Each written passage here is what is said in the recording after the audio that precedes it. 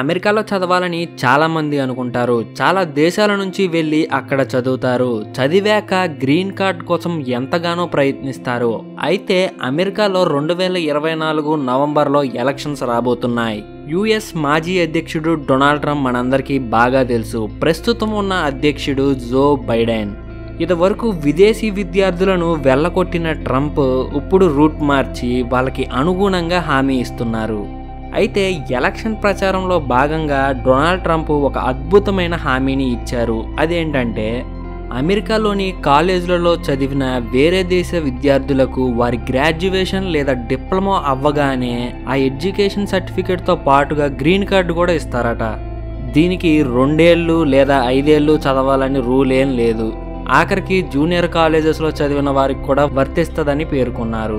అయితే green card వల్ల అమెరికాలో చాలా ఉపయోగాలు ఉంటాయి. అవేంటంటే శాశ్వతంగా అమెరికాలో ఉండే హక్కు, స్కూల్స్ అండ్ కాలేజెస్లో సీట్స్ ఈజీగా రావడం, అలానే అన్ని రకాల ఉద్యోగాల్లో ఉద్యోగాలు పొందడం, ట్రావెల్, మెడికల్ ఇంకా ఇలాంటివి కొన్ని గ్రీన్ కార్డ్ ద్వారా పొందవచ్చు. ఈ వీడియో మీకు నచ్చినట్లయితే వెంటనే ఈ వీడియోకి లైక్ చేయండి. అలానే ఇలాంటి ఇన్ఫర్మేటివ్ వీడియోస్ కోసం వెంటనే మన ఛానల్ని సబ్స్క్రైబ్ చేసుకోండి.